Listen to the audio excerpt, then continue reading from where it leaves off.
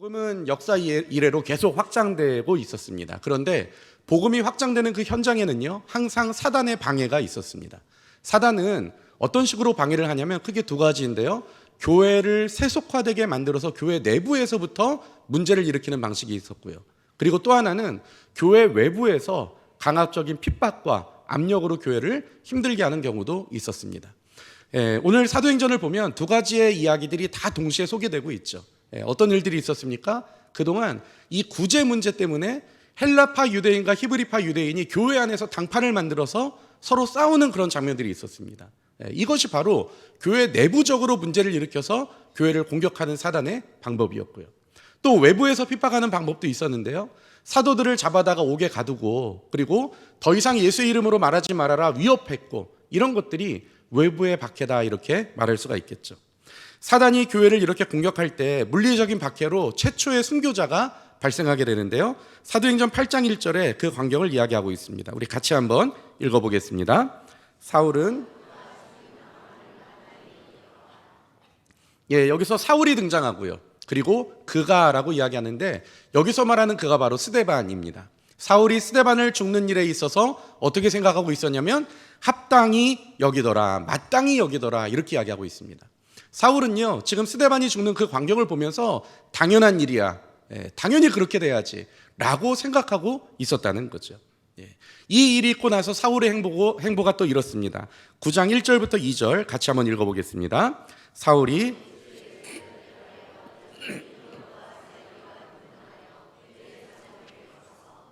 다메섹 여러 회당에 가져갈 고문을 청하니 이는 만일 그 도를 따르는 사람을 만나면 남녀를 막론하고 결박하여 예루살렘으로 잡아오려 함이라. 사람을 죽여놓고도 전혀 마음에 어떤 흔들림이 없었습니다. 그리고 더 혈기가 등등해서 어떤 일을 하냐면 다메섹에 예수 믿는 사람들 많더라. 그래서 그 지역에 예수 믿는 사람들을 잡으러 대제사장에게 공문을 받아서 떠났던 것이 바로 사울이었습니다. 당시 다메섹은요, 지중해 연안과 메소포타미아 지역의 무역을 연결하는 중요한 도시였습니다. 그러다 보니까 사람들이 많이 모이게 되죠. 그리고 또 사람들이 많이 이렇게 또 흩어지게 됩니다. 사람들이 많이 모이는 장소, 특별히 원근 각처에서 나라와 인종을 불문하고 사람들이 많이 모이는 그 장소는 이 기독교인들에게 숨어 있기가 너무 좋은 장소죠. 그러니까 거기에 기독교인들이 모였던 것입니다. 그리고 또 하나, 거기는 사람들을 흩어보내는 장소입니다. 거기 모였다가 다시 또 자기의 무역을 위해서, 자기의 생업을 위해서 사람들이 흩어지게 되는데요. 그러니까 거기서 예수를 증거하게 되면요, 이 많은 지역에 복음이 흩어질 수 있는 또 아주 굉장한 요충지다라고 이렇게 이야기할 수 있습니다. 그러다 보니까 기독교인들이 거기에 많이 있게 됐죠. 사도 바울이 그 이야기를 듣고, 사울이 그 이야기를 듣고 이제 거기 있는 기독교인들을 잡으러 가고 있었던 중이었습니다. 이 사도 바울은요, 이 스데반이 죽는 광경을 보고도, 그리고 또 많은 사람들을 잡아다가 옥에 넘겼음에도 불구하고 그 일에 있어서 전혀 양심의 가책이나 아니면 조금이라도 후회하는 마음이 전혀 없었습니다. 왜냐하면 이 사람의 신념은요, 이 예수 믿는 사람들은, 기독교 이 이단들은 잡아서 박멸을 해야 된다라는 신념에 사로잡혀 있었기 때문에 그렇습니다. 사실 보면요, 폭력성을 가진 사람보다 잘못된 신념을 가진 사람들이 굉장히 더 파괴적이고 폭력적이다라는 것을 우리가 알 수가 있습니다.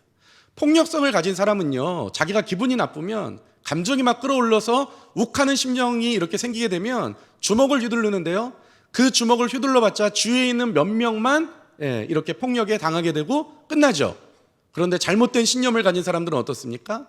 잘못된 신념을 가진 사람들은요, 폭력을 계획하고요, 주도 면밀하게 폭력을 행사하고요, 그러다 보니까 그 폭력에 많은 사람들이 희생이 되는 것들을 볼 수가 있습니다. 특별히 아돌프 히틀러라는 사람 여러분들 잘 알고 계실 것입니다. 이 사람은 단순히 폭력성만을 가진 사람이 아니었습니다. 이 사람은 잘못된 신념을 가지고 있었던 사람이었죠. 특별히 이 사람은 아리안 우월주의라는 신념을 가지고 있었는데요, 독일인이었습니다. 순수 독일 혈통은 굉장히 뛰어난 민족이고 아주 대단한 민족이기 때문에 순수 독일 혈통만 우리가 모여 있으면 세상을 감당할 수 있다, 우리가 온 세상을 다 지배하고 다스릴 수 있다, 이 생각을 가진 사람이 바로 히틀러였습니다. 그래서 이 독일 안에, 자기가 다스리는 그 영토 안에 순수 혈통, 이 독일인 순수 혈통이 아닌 사람들을 다 죽여야 된다고 생각했죠. 특별히 유대인, 장애인, 그리고 성소수자들. 그래서 이 사람은 이 잘못된 신념 때문에 폭력을 계획하고 폭력을 아주 주도 면밀하게 행사합니다. 그러다 보니까 유대인만 600만 명을 죽이는 홀로코스트를 강행했던 것들을 우리가 볼 수가 있습니다. 단지 폭력성이 있는 사람이라면 주먹 휘둘러서 그 주위에 있는 사람들만 이렇게 폭력의 희생을 당하겠지만, 이 잘못된 신념을 가지고 있는 사람은요, 폭력을 계획적으로 그리고 주도 면밀하게 진행하는 것들을 볼 수가 있었습니다. 이게 바로 잘못된 신념이 가지고 있는 파괴성이라고 우리가 이야기할 수가 있는 거죠. 그러다 보니까 사실 누가 이렇게 이야기해요. 잘못된 신념. 이 세상에 누가 제일 무서운가? 책 한 권 읽은 사람이 제일 무섭다. 무슨 말입니까? 책 한 권을 읽고 여러 가지 어떤 상황을 통해서 지식을 그리고 정의를 좀 종합적으로 판단해서 답을 내려야 되는데, 자기가 읽은 책이 전부라고 생각하는 거예요. 그러니까 그 책에 완전히 사로잡혀서 그 책 이외의 것들은 다 가짜라고 이렇게 생각하며 살아가는 거죠. 이 사람만큼 무서운 사람이 없다라고 이렇게 사람들이 이야기를 한다는 것입니다. 지금 사울이 바로 그런 사람이었습니다. 자기의 신념에 완전히 붙들려서 다메섹으로 지금 사람 잡으러 가고 있는 중이었죠. 그런데요, 이 사울의 신념에 균열이 생기게 됩니다. 우리 사도행전 9장 3절부터 4절 한번 같이 읽어보겠습니다. 사울이 길을 가다가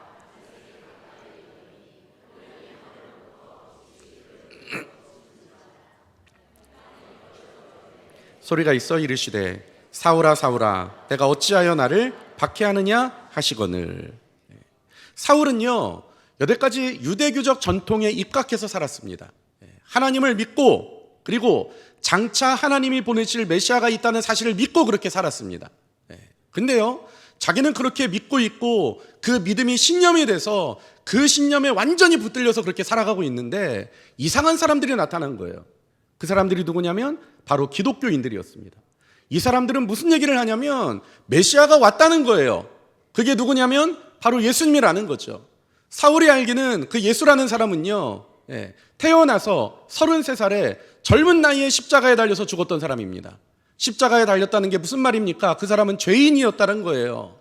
그런데 많은 사람들이 무슨 얘기를 하고 있냐면 그 하나님이 보내시는 영광스러운 메시아가 그 예수라고, 죄인이라고, 그 형편없어 보이는 그 사람이 메시아라고 이야기하면서 하나님의 이름에 먹칠을 하는 행동들을 하고 있는 거예요. 사울은 지금 이 신념에 사로잡혀 있었습니다. 그러니까 어떻습니까? 그 사람들을 잡아 죽이고 옥에 가두고 그렇게 평생 살았던 거죠. 자기가 스데반이 죽는 그 상황에 그 자리에 있었습니다. 그 자리에 있으면서 죽어가는 스데반을 바라보면서 그 사람을 애처롭게 바라보거나 또 그 사람을 향해서 연민의 감정을 느끼거나 그러지 않았어요. 뭐라고 성경이 이야기하고 있습니까? 그 사실을 마땅히 여겼다라고 이렇게 이야기하고 있어요. 당연한 것으로 이 사울은 그 일을 받아들였죠. 그런데 예수님을 만나고 났더니 그 다메섹으로 가는 그 길에서 예수님이 자기를 찾아오셔서 자기가 눈이 열리고 나니까 지금 어떻게 됐습니까? 그때까지는 내가 맞았고 그가 틀렸다고 생각했는데 지금 와서 생각해 보니까 그가 맞았고 내가 틀렸던 거였어요. 사울이 지금 이렇게 변화되는 것들을 볼 수가 있습니다. 이 사실을 에스겔서 11장 19절은 이렇게 이야기합니다. 우리 같이 한번 읽어보겠습니다. 내가 그들에게 한 마음을 주고 그 속에 새 영을 주며 그 몸에 돌 같은 마음을 제거하고 살처럼 부드러운 마음을 주며. 여기서 지금 분명하게 이야기하고 있습니다. 하나님이 그들 마음 가운데 그 마음에 딱딱해 있는 돌 같은 그 마음을 제거하여 주시고, 하나님께서 어떻게 하십니까? 그 안에 살처럼 부드러운 마음을 채워주신다. 이게 여러분 누가 하는 일입니까? 바로 하나님이 하시는 일이라는 거예요. 우리의 신념을 누가 바꾸십니까? 우리의 딱딱해져 버린, 굳어져 버린 그 가치관을, 그 생각을 누가 깨끗하게 제거하시고 부드러운 마음을 만들어내십니까? 바로 우리 하나님이 그 일을 하시는 줄로 믿습니다. 사울이 우리 주 예수 그리스도를 만났을 때 드디어 그 돌처럼 딱딱해진 마음이 다 풀어지고 어떻게 됐습니까? 이제 드디어 부드러운 마음이 되는 거예요. 이 사실을 요한복음 8장 32절은 이렇게 이야기하는데요. 같이 한번 읽어보겠습니다. 너희가 진리를 알지니 진리가 너희를 자유롭게 하리라. 모든 사람은요, 자기 신념에 다 묶여 있습니다. 그런데 이 신념이라는 것이요, 자기 생각이라는 것이 처음에는 내 마음에 들어와서 내 마음에 자리를 잡는데요, 그 다음부터는 어떻게 되냐면 그 신념이요 점점 커져요. 점점 딱딱해져요. 점점 내 삶을 올가매고 내 삶을 붙들어냅니다. 신념을 가지고 있으면요, 그 신념을 가지고 세상을 해석해요. 다시 이야기하면 이 신념이 있는 사람들은요, 자기 안에 어떤 생각 덩어리가 분명한 사람들은요, 나타나는 일을 보고 평가하고 생각하는 게 아니라 나타나는 일 자체를 자기 생각으로 평가해요. 예를 들어 볼까요? 어떤 한 사람이 커피는 몸에 해롭다라는 신념에 사로잡혀 있어요. 그 사람은요, 인터넷 기사를 볼 때마다, 책을 읽을 때마다, 사람들과 대화할 때마다 항상 어떤 걸 확인하냐면 커피는 몸에 해롭다는 것만 확인하는 거예요. 인터넷 기사를 읽어도요, 그런 기사를 볼 때마다 그렇지 커피가 몸에 해롭지. 그런데 기사를 검색하다 보면요, 커피가 몸에 이롭다고 이야기하는 기사들이 있거든요. 그럼 어떻게 할까요? 그 기사를 딱 만나면 거짓말이지 뭐, 그런 게 어딨어. 이거는 다 찌라시에 불과해 하고 이렇게 넘어가는 거죠. 자기가 마음속으로 한 사람을 완전히 낙인 찍어놨습니다. 저 사람은 게으른 사람이다. 저 사람처럼 게으른 사람이 없다. 그런데요, 어느 날 가다가 보니까 그 사람이 열심히 일을 하고 있는 거예요. 그러면 여러분 뭐라고 생각하는지 아세요? 얼마나 쳐놀았으면 지금 저렇게 또 일을 하고 있을까? 이렇게 생각하는 거죠. 다음날 됐더니 또 열심히 일하고 있어요. 그럼 뭐라고 생각해요? 저렇게 일해놓고 또 얼마나 놀려고 또 저렇게 또 저러고 있을까? 여러분, 이것을요, 심리학적 용어로 확증 편향이라고 이야기합니다. 보고 싶은 것만 보고, 또 보기 싫은 거는 보여줬어도 못 본 척하고, 그러면서 자기 신념 덩어리를 계속 크게 만들어가는 거예요. 그러니까 사람이 신념에 딱 묶여버리는 거죠. 그런데요, 이 신념에서 누가 우리를 해방시켜 주십니까? 하나님이 돌같이 딱딱한 마음을 살처럼 부드럽게 만들어내시고요. 그리고 또 요한복음 말씀을 보시니까요, 진리를 알지니 진리가 너희를 자유케 하리라. 그 진리가 우리 안에 빛을 비춰주시면 내가 알고 있었던 잘못된 신념이 자연적으로 무너진다라는 거예요. 지금 사도 바울에게 그런 일들이 벌어졌던 거죠. 이 사람은 정말 딱딱한 마음을 가지고 그래서 예수 믿는 사람들 죽이려고 다메섹으로 가고 있었던 중이었습니다. 그런데 그 딱딱한 마음이 예수님 만나고 나니까, 진리 되신 예수를 경험하고 나니까 그게 다 물처럼 풀어져 버리는 거예요. 그러면서 이 사람이 어떻게 됩니까? 예수 믿는 사람으로 변화되는 것을 우리가 잘 알고 있다라는 거죠. 지금까지 이 사울을 올가매고 있었던 그 사람의 신념이, 하나님이 그와 함께 하시니까, 진리 되신 예수님이 찾아가시니까 그 모든 것들이 다 해결되는 것을 성경이 이야기하고 있다는 것입니다. 그런데요, 정말 재미있는 것은요, 언제 그럼 도대체 예수님이 이 사람을 찾아갔는가? 이 사람을 도대체 언제 예수님이 찾아가셨습니까? 이 사람이 혈기가 등등하여 대제사장에게 예수 믿는 사람들을 잡아다가 옥에 가둘 수 있는 권리를 받아가지고, 그래서 예수 믿는 자를 잡으려고 다메섹으로 가는 그 길에서 예수님을 만났다는 거예요. 다시 이야기하면 이 사람이 자기 신념을 가지고 자기 신념대로 그 신념을 이루기 위해서 최선을 다하고 살아가는 그때 예수님께서 이 사람을 찾아가 주셨다라는 거죠. 다시 한번 이야기해 볼까요? 이 사람이 스데반이 죽는 모습을 보고 연민의 감정을 느꼈다거나 내가 잘하고 있는 거 맞을까? 라고 자기 인생을 조금 되돌아보는 그 순간이었다거나, 아니면 이 예수 믿는 사람들을 잡으려고 가는 그 다메섹 길 위에서 내가 잘하고 있는 건지, 내가 이게 맞는 건지 혼란스러울 때, 그때 예수님이 그를 찾아가셨던 게 아니라 여전히 혈기가 등등하여서 자기가 믿는 신념이 맞다고 생각하고 그 신념에 최선을 다해서 살아가는 그때 예수님께서 그 사람을 만나 주셨다라는 것입니다. 그렇다면 여러분 한번 생각해 보세요. 우리가 주님을 만나지 못할 때가 있겠습니까? 없겠습니까? 우리가 주님을 만나지 못할 때는 없다라는 거예요. 사울이 이렇게 자기 신념에 완전히 함몰되어서 그 신념에 최선을 다하는 그때에도 주님이 이 사람을 만나 주셨다면 여러분, 때는 아무런 문제가 되지 않는다라는 거죠. 아무런 문제가 되지 않습니다. 그렇다면 이 사울을 한번 생각해 봅시다. 당시에 많은 예수 믿는 사람들이 있었을 거예요. 그리고 또 그 중에서는요, 예수를 믿지는 않지만 믿어보려고 마음에 이미 준비가 되어 있는 그런 사람들도 있을 수 있습니다.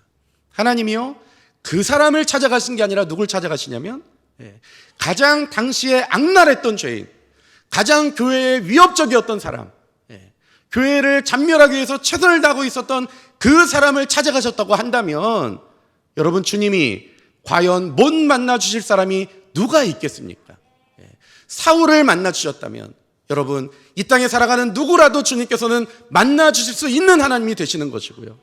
또 그 사람이 최선을 다해서 교회를 잔멸하기 위해서 열심을 내는 그 순간에 주님께서 만나 주셨다면 여러분, 주님은 우리가 어떤 상황이 있다 할지라도 충분히 만나 주실 수 있는 하나님이 되신다는 것입니다. 그래서 성경은 이렇게 이야기하고 있습니다. 로마서 5장 10절 같이 한번 읽어보겠습니다. 자, 시작.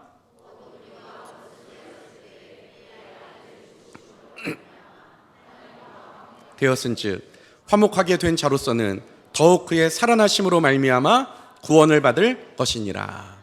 언제 주님께서 우리를 찾아와 주셨냐면 우리가 원수 되었을 때, 그때 우리를 찾아와 주셨다는 거예요. 우리가 주님께로부터 완전히 원수가 돼서 그 하나님을 밀어내고 그 하나님을 나의 주로 고백할 마음이 전혀 없는 그 순간에, 그때 주님께서 나를 찾아오셔서 나를 거듭나게 하셨다는 거죠. 이런 말 하시는 분들 있을 수 있어요. 저는 아닙니다. 저는요, 처음부터 교회 갈 마음이 있어서 제 발로 제가 직접 교회에 걸어온 사람입니다. 또 어떤 분들은요, 저는요 전혀 아닙니다. 저는 살다 보니까 진짜 예수가 있는 것처럼 여겨져서 믿으려는 마음이 있어서 내가 자의적으로, 내가 주도해서 내가 예수를 믿었습니다 라고 말할 수 있는 분들이 있을지 모르겠어요. 그런데 그런 분들에게 하나님께서 이렇게 이야기하고 계시는데요. 빌립보서 2장 13절 한번 읽어보겠습니다. 자, 시작. 너희 안에서 너희에게 소원을 두고 행하게 하시나니. 하나님께서 자기의 기쁘신 뜻을 위해서, 자기가 뜻은 이미 다 세워놓으셨어요. 기쁘신 뜻을 위해서 어떻게 하십니까? 너희 안에 소원을 두고 행하게 하시나니. 그렇다면 우리 안에 있었던 그 소원도 여러분 누가 주신 겁니까? 하나님이 주신 거죠. 저는 제 발로 걸어서 제가 자의적으로, 제가 주도적으로 예수를 믿으러 찾아왔습니다. 아니요. 그 마음을 주신 분도 하나님이십니다. 저는 제가 인생을 되돌아보면서 이렇게 살면 안 되겠다고 마음을 먹고 제가 자의적으로 예수를 믿으러 찾아왔습니다. 아니요. 그 마음을 주신 분도 바로 우리 주님 예수 그리스도시라는 것입니다. 그래서 구원은요, 하나님께서, 예수님께서 주도적으로 일하신 하나님의 사건입니다. 여러분, 저와 여러분들에게 똑같이 주님께서 그렇게 일하셨다는 것을 다 여러분 기억할 수 있기를 간절히 바랍니다. 오늘 이제 우리가 세례를 받고 학습을 받고 또 입교를 하고 유아세를 받습니다. 이것도 마찬가지입니다. 우리가 어떻게 학습을 받고 어떻게 세례를 받고 입교를 할 수가 있겠습니까? 우리의 죄된 본성이 사실 하나님을 밀어내고 하나님으로부터 떠나기를 원하고 내가 주인된 삶을 살기를 원하는 그것이 인간의 본성인데요. 그럼에도 불구하고 여전히 원수되어 있었던 나에게 하나님께서 찾아오셔서 내 안에 내 입술로 예수 그리스도가 나의 주 나의 하나님이다를 고백하게 하신 것, 이것이 주님께서 주도적으로 일하셨던 하나님의 사건이라는 거죠. 여러분, 그 은혜로 저와 여러분들이 구원을 받은 것입니다. 그래서 우리 앞에서는요, 여러분, 구원이 이것이 우리의 면류관이 될 수 없고 오로지 하나님께 감사할 수밖에 없는 그런 하나님의 선물이 된다는 거죠. 여러분, 이 선물을 마음껏 누릴 수 있기를 간절히 바랍니다. 내 의가 아니라, 내 공로가 아니라 온전히 하나님께서 그렇게 하셨군요. 하나님이 내 인생에 찾아와 주셨군요. 이 죄된 나의 마음 속에 하나님이 주인으로 고백될 수 있도록 그렇게 내 마음을 만져주셨군요. 이 고백으로 풍성한 삶을 살 수 있는 저와 여러분들이 될 수 있기를 간절히 바랍니다.